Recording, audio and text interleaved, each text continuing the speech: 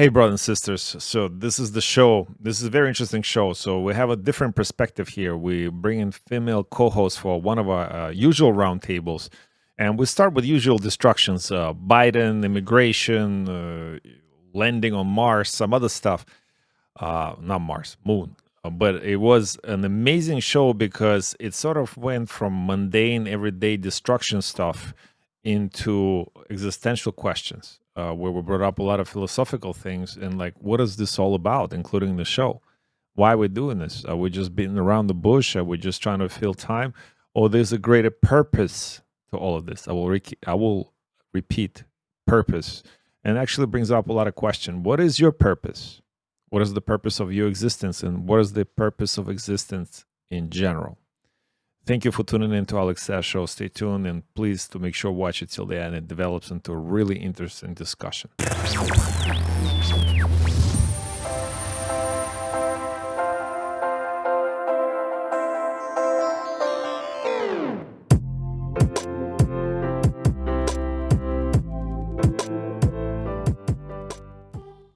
Good day, brothers and sisters. Welcome to Alex Sash Show here at the Glen Zone. And speaking of sisters, it's very important that it's not just brothers, and you only hear men's opinion here.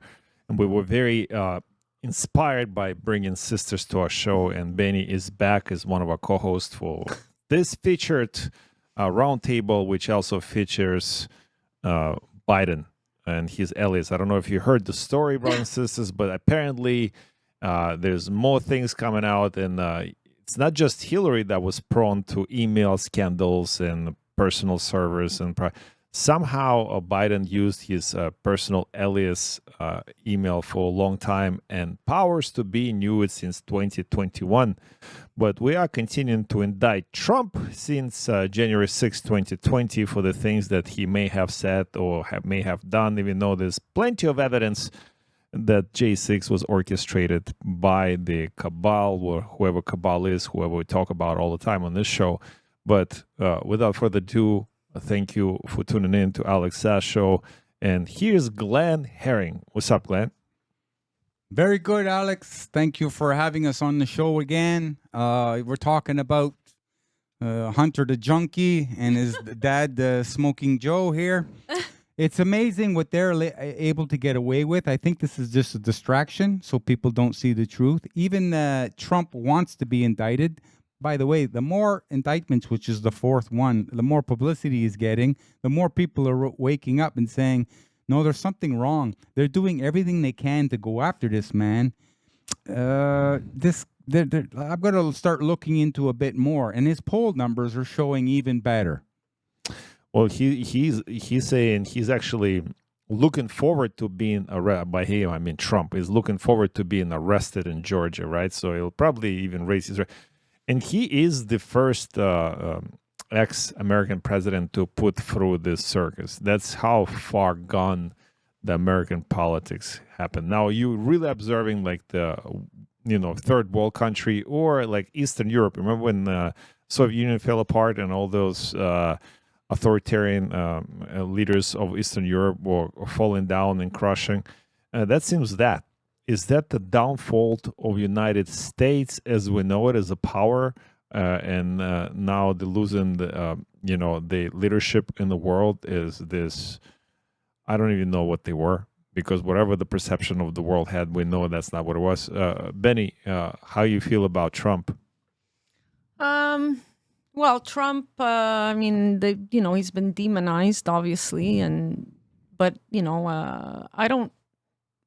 I really don't know. I don't see him as this crazy demon that people are putting him out as, right? Yeah, he's a little rough around the edges. He sometimes says the wrong things, but, I think that really, truly deep down inside, he does care about the American people and the American, state or whatever, the democracy, the republic as it is. I'm not sure about Joe Biden and, his cronies, but, Under the people like the Bidens, the United States of America has turned into a banana republic. This is why Mr. Trump, who's a patriot, he wants a government by the people for the people. that deep state, the swamp that he was talking about that he has to empty. This is why they fear him so much, because he was doing the job and then they stole the election away from him. And people say, oh, no, it was a real election. All the media is on this. No, that's not true. No, that was true. And people in the know that. And the other people, well, you can believe CNN and all the other paid and bought for media networks if you wish, but stay in the dark. But there is a movement growing and growing exponentially that's going to lead up to the 2024 election.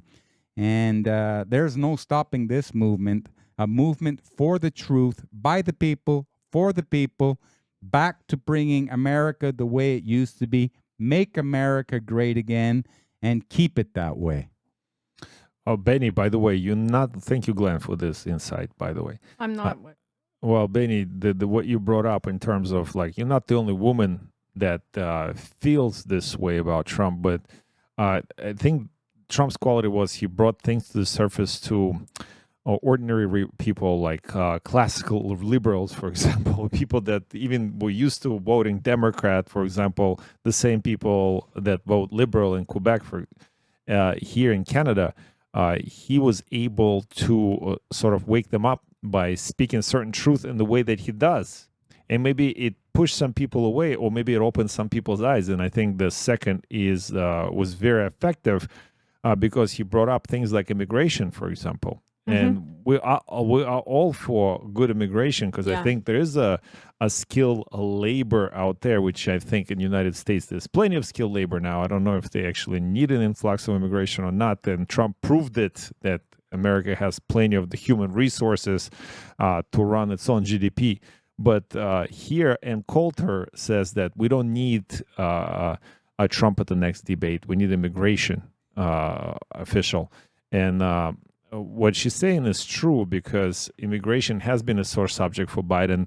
Roughly millions actually of illegal, undocumented immigrants, and often of unknown origin, like Chinese, for example. I'm not even talking about all the criminal elements that come from South America or south of the border, specifically Mexico, but including like fentanyl. Drugs like that's coming with immigration and other sources. But this immigration seems to have the gates open. Glenn, why do you think that's happening? Well, it's to divide America up. It's to try and rot it from the inside out. This is perpetual cancer. We're all immigrants here, one way or another, okay? We're not the originals, the aboriginals. We are all descendants of immigrants. But people used to immigrate to the countries here in the West, and they used to do it through the right channels, do it legally. Yeah. Not just run across the border and say, you have to take me. And then the government that is taking them is giving them so much for free from the taxpayers' dollars.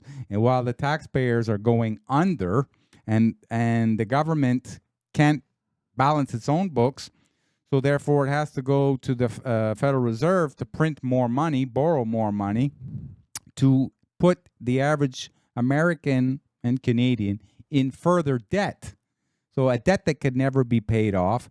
Looks like this whole economic paradigm is starting to shift and come to its end. It's going to be exposed for what it really is. And it could be very, very devastating for the Anglo-American empire. But I also believe that there's good people at the top who are challenging the bad globalists, who also have a plan in place for this. Now is not the time to be a pessimist. Now is the time to be a realist. You realize this is the way things are, and this is how you're going to adjust the way things are. That is the purpose. The purpose of a man is to live, not to merely exist. And how you live in this game of life is being engaged in the game. Those excellent points that you bring up. One point I want to say that I actually always speak about on this show is harm reduction theory. So we're not here to elevate everybody's standard of life, quality of life. Specifically, we're here to reduce everybody to the same mere existence. You own nothing and you'll be happy. And that's the World Economic Forum agenda for you. So instead of raising people a standard of living everywhere in the world. They sort of diluting that with and bringing down the level, like by killing a middle class specifically here in the West. That's what they're doing, and that's my thing. And they got so ridiculous in terms of keeping the borders open and making it so easy for all kinds of people to come into the Western world, specifically United States and Canada, that an official, that Biden admin official, welds Arizona border wall gates open. A media report revealed that Biden administration officials welded border wall gates open near Lukeville, Arizona. The open gates allow migrants to freely walk through the border wall and into the Arizona desert. And there's pictures of that. This is not by accident. It's not like, oh, we're running out of money because we sent so much money to Ukraine. We don't have enough money to hire border patrol or anything like this, which is, counterintuitive. Well, instead of sending 40 billion last week, send 38 and leave 2 billion for the border patrol needs, for example, right? But who came up with that 40 billion number? I mean, they could have sent. No, I'm saying. Talking to the mic. Oh, why 40 billion? Why couldn't they have sent, I don't know, 10 billion or Well, you know who said that? Glenn, would you mind explaining how's that happening? I mean, Benny is a bit... It's just a shell game there. It's a way to launder money and have the money come back to give them the power to keep doing their nefarious deals where it enriches the few and impoverishes the many. Yeah. So that's exactly why the numbers are so high, because it's not going into Ukrainian causes. It's going to somebody's pockets. And also with all these people coming across the border, even with the mayor, the leftist mayor of New York, a Democrat, he's saying, okay, it's enough now. We could use some federal help because they're overrun with immigrants, and it's bringing down their city, where a lot of the money in that city, the big corporations in the banking industry, for example, they're all leaving. Their head offices are leaving, and they're moving to places like Florida and Texas, where the tax rates are so much lower, and the quality of life is getting so much better.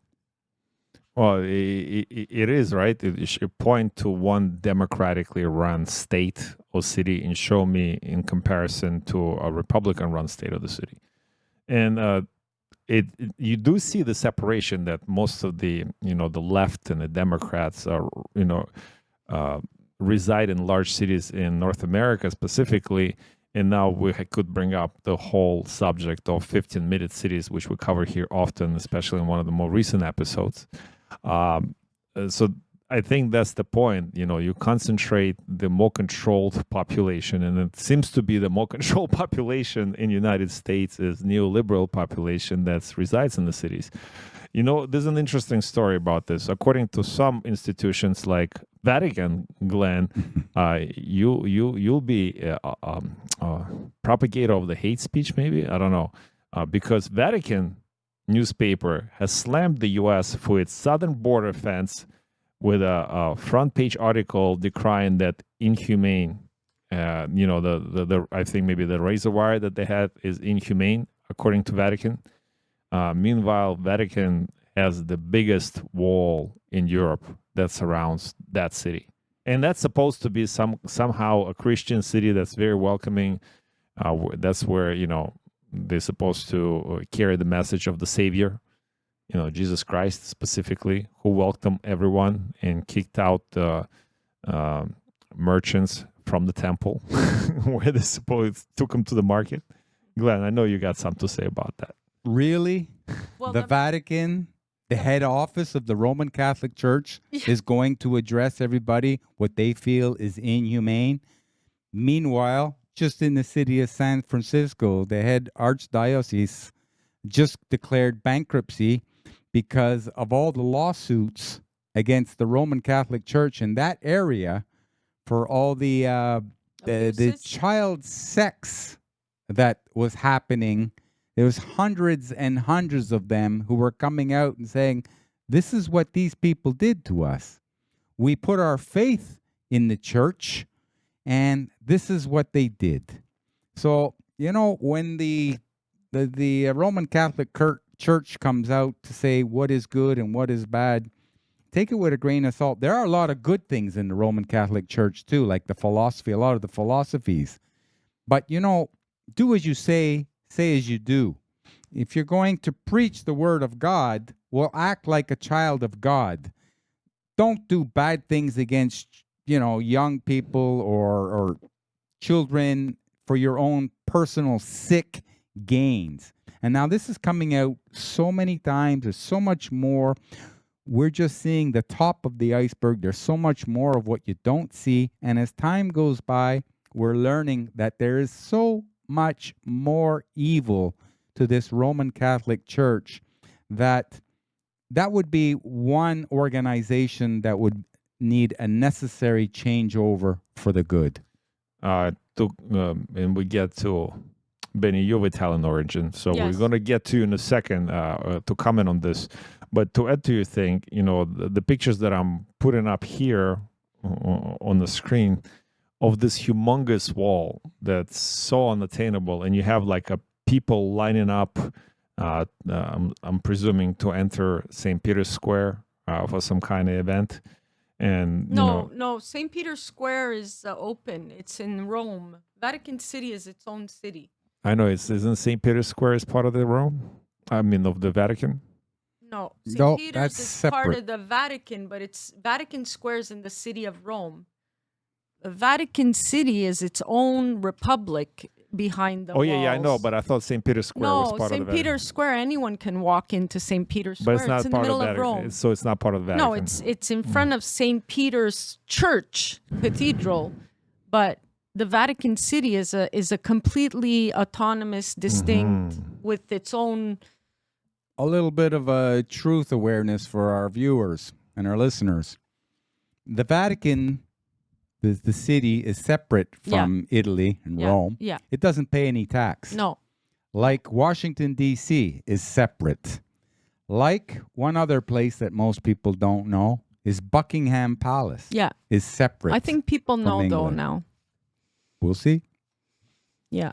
So St. Peter's Square, anyone can walk through St. Peter's Square. You can go to St. Peter's Basilica Cathedral, but Vatican City is walled. It's gated. It's walled. It's protected by the Swiss Guard, and it has its own system of government, post office, currency. So they don't weld the gates open and No. let all the immigrants go in there? No. Oh, and they're saying what is humane and what's inhumane. Yeah, and when I what went to should be Italy, we done. couldn't even visit Vatican City because for some reason they weren't allowing visitors at that time, and I couldn't even tell you why. I don't That's remember. inhumane. That's inhumane. You're an Italian woman, and that's also probably some kind of attack on women if they couldn't let a woman in. Well, no, not just women, anybody. Nobody was allowed. Yeah, but you should take it personal. Actually, okay, so a question. You were raised Catholic, right? Yeah. And a lot of things came to be acknowledged since, recent years in terms of church abuse happening and this whole thing with the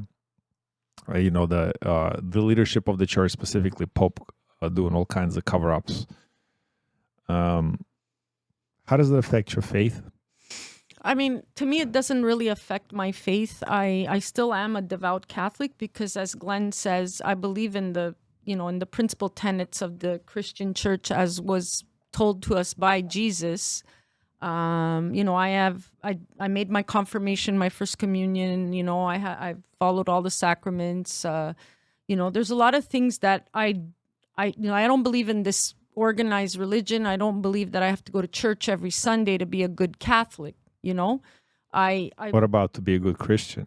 To be a good Christian is just to be a good person. You know how we have Lent and you're supposed to give something up? Okay, so what good does it do anyone if I give up chocolate for Lent? I mean, to me, Lent is a time where you should be kind to other people, do good to other people, for other people, do charitable, acts and stuff. Like, me giving up wine for 40 days, what is that that doesn't help anyone. You know what I mean? It helps you. It helps me, but I already gave up wine, so it doesn't really help me at all. I wouldn't be giving anything up, But, it's just when someone says, oh, I'm giving up candy, I don't know, whatever, for Lent. It's like, okay, but are you going to be a nice person during Lent? Like, I have a member of my family who's kind of like that.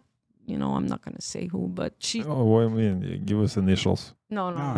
She Just thinks kidding, she's I'm a just really kidding. good person, you know, and, you know, thinks that, you know, she's good and kind and whatever, but she really isn't. Like, and she's one of these people who gives up whatever for Lent, you know, but at the same time, she's still stabbing you in the back if need be. I don't know how to explain it any other way than that. No, you know? this is the way you perceive the world around you, and this is. Thank you for sharing. I think it is important to understand that certain events that do happen within organized religious Religion. if they are of that kind of nature that Glenn just described in terms of the abuse that happens and it's swept under the rug and then it comes out, it's like, oh, it's no big deal. That's the stuff that turns away people away from Christianity in general. Well, Jesus and the apostles were kick-ass, badass radicals. You know what I mean? Yeah. Jesus turned everything upside down, right? Jesus was Jewish. He was a rabbi.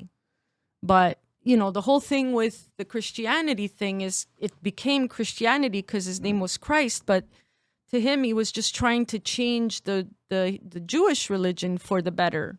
But Yeah, he came for the Jews first, then Gentiles. no, Yes. there were no Gentiles at the time. Well, there were Gentiles, but you know, they didn't necessarily follow him either, right?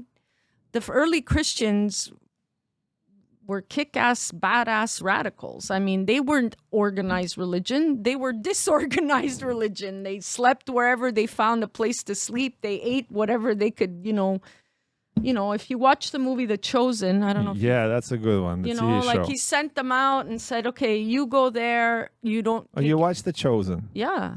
Oh.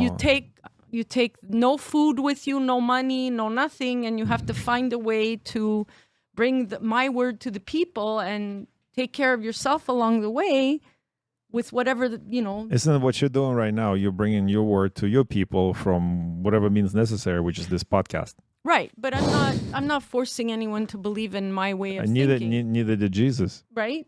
And They just shared maybe the message. people who think of themselves as devout Catholic are going to say, oh my God, she doesn't go to church. How can she call herself a Catholic? But Oh, you call yourself a Christian. I call myself a Christian because at the end of the day, I demonstrate the values of Christianity the best way that I can. I take care of my kids. I'm a good mother. I you know, do charitable works. I'm kind. I don't, you know, I don't You were hurt. loyal to your husband. I was loyal and I still am 11 years later. And, you know, I don't do bad things to people. So isn't that really what a good Christian is? Yeah, well, Not someone who goes to that's church a whole every different show. Sunday? That's a whole different show. We went on a tangent there just because we mentioned Vatican. That's not where I want to go, but we'll do that show if you like on Christianity. Speaking Well, of, not only Christianity, but loyalty. Like, you know, I don't understand how someone can I go off on this tangent or not at all? Go ahead. go ahead. You're here. Go on, You're pour on the your- mic. Yeah, Camera's do it. yours. Bang it. To me, I don't understand, and people don't understand how 11 years later I can still be loyal to my husband. But we were married for 24 years. 11 years is nothing in comparison to He 20. passed 11 years ago. Yeah, he died 11 years ago, but we were married for 24 years before he died. So how do you forget 24 years? To me, 11 years is like nothing. I spent most of my life with him. You don't forget. You should be grateful that you had an amazing man in your life for 24 years. Yeah, and he was.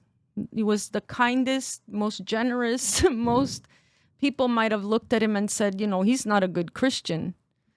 My husband didn't believe in organized religion either, and he went to school with the Jesuits who beat him to a pulp, you know, but he didn't believe in that kind of He religion. sounds like a man who could have got along very well with the G-man here because, like myself, champ, I don't believe in organized religions. I don't have that faith.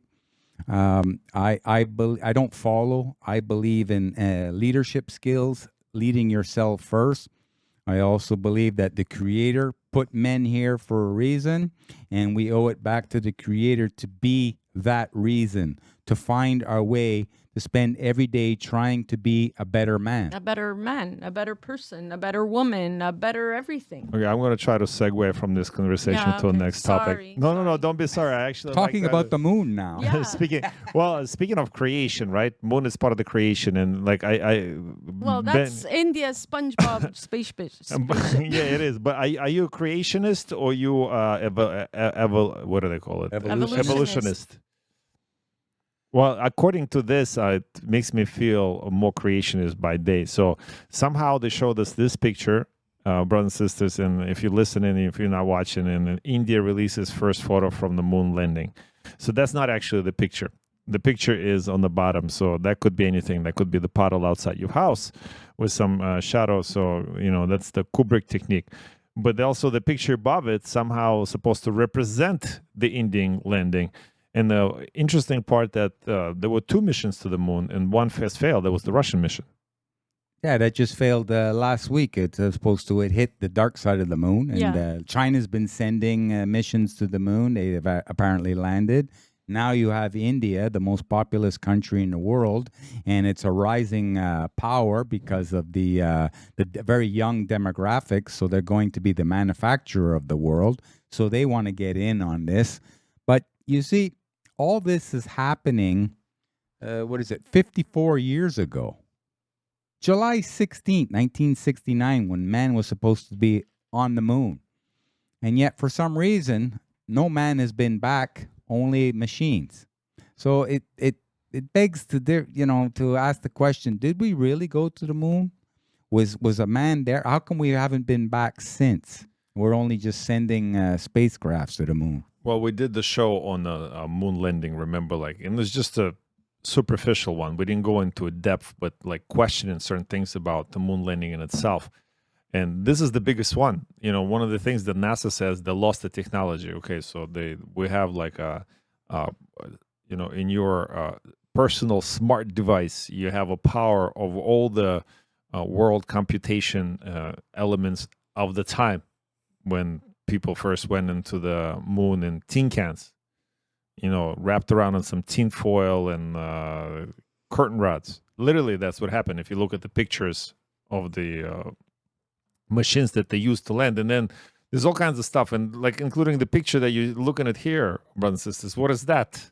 Well, it looks like SpongeBob. Yeah, I agree, and that's the whole point. But then it brings back to existential question: if back then they were able to cover this up because there was only one source of information channel, right? So it was your TV, radio, and now we know that's the CIA controlled channels and all that stuff. Well, whatever powers that's to be. That's another topic. So, and now we have those CIA. different sources, including channels like ours, that will bring your attention to things like this. And then it brings the existential question, Glenn, you put it up right, but what if there is no moon? What if there is no space? What if all this something else? I'm not trying to have a flat earth discussion here, but it opens up the gate. It opens up the gate. What? Meaning, are we living in the Matrix?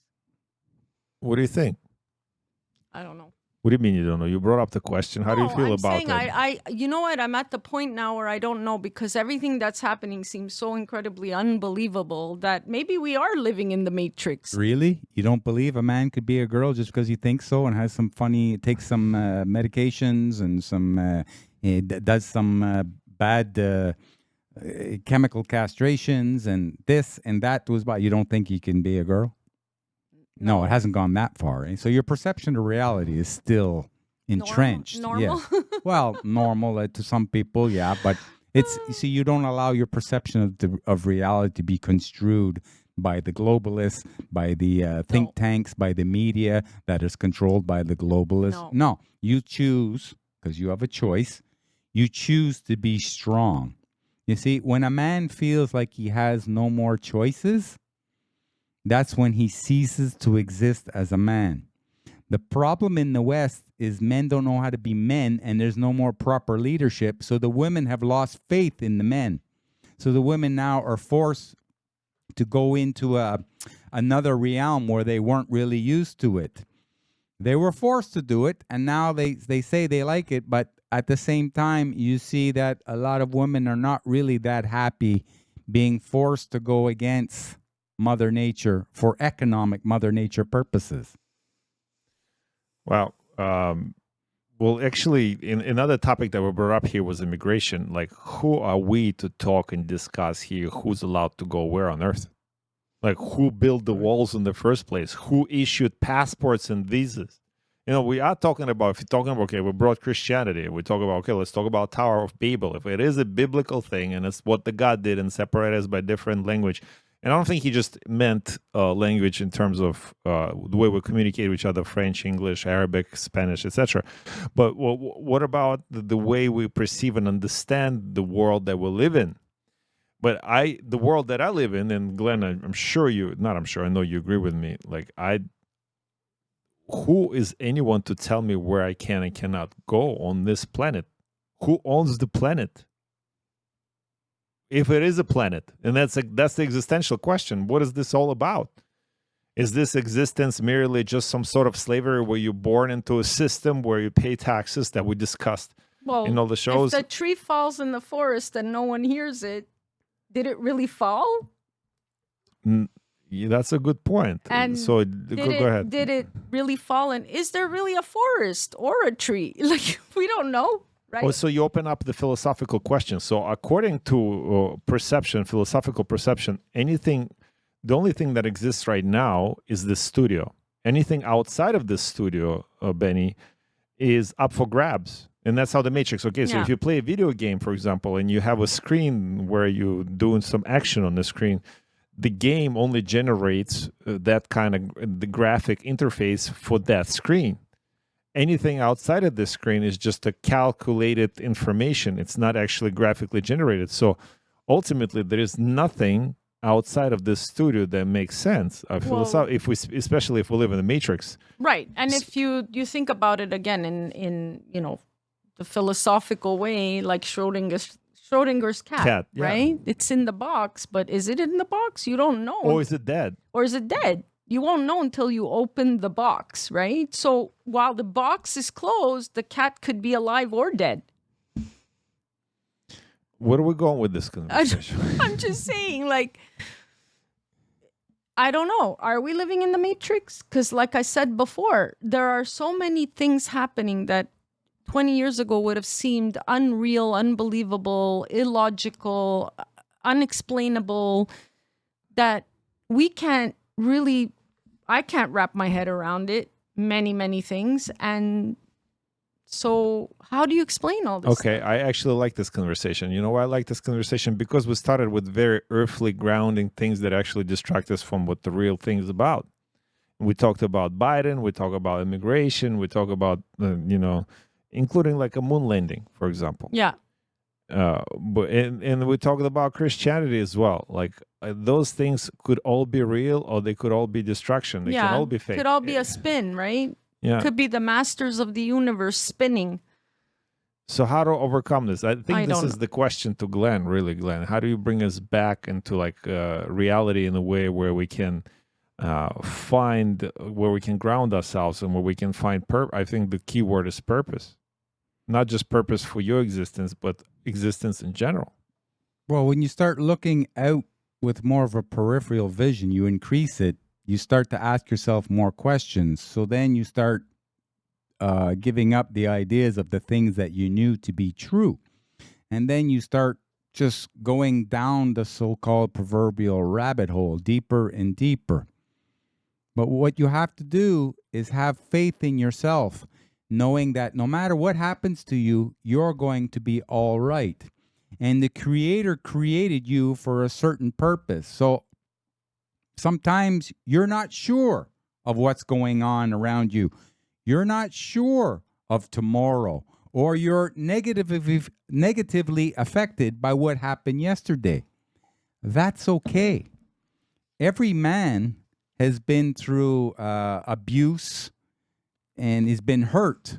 But that same man has also abused or hurt other people.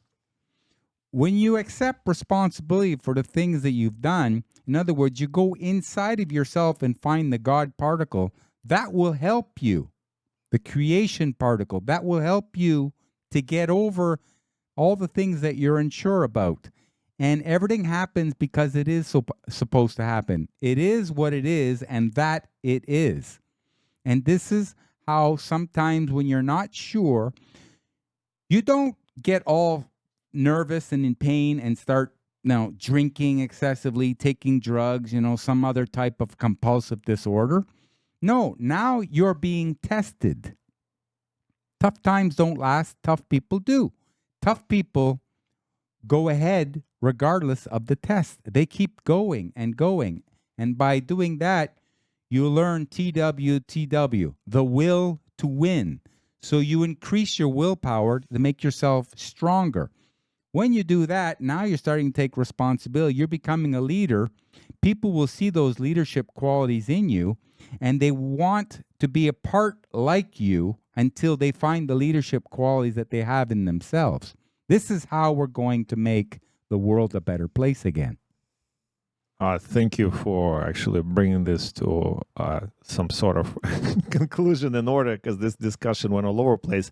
And I think because we are co-creators of our own existence here, we are co-creators of the world that you populate, you yourself and your community and your family, and you're the leaders, like Glenn said, eluding all the time. You need, especially if you're a man, find a way to be a leader within your life, within your family, within your community.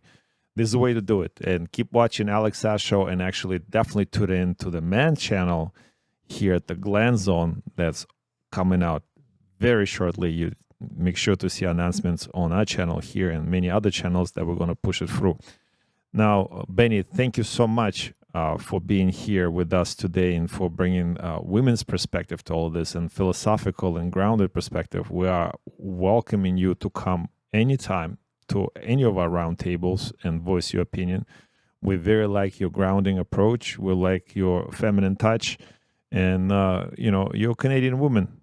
There's something to be said about that as well. Thank you so much. You're welcome, Alex. It was great. Thank you. She will get better at using the mic. Yeah, I'm here. sorry. Don't be sorry. It takes some getting used to. Yeah. But brothers and sisters, thank you so much for tuning in to Alex Sass Show. Thank you, Glenn Herring, to being part of the show again. And we'll see you on the next one.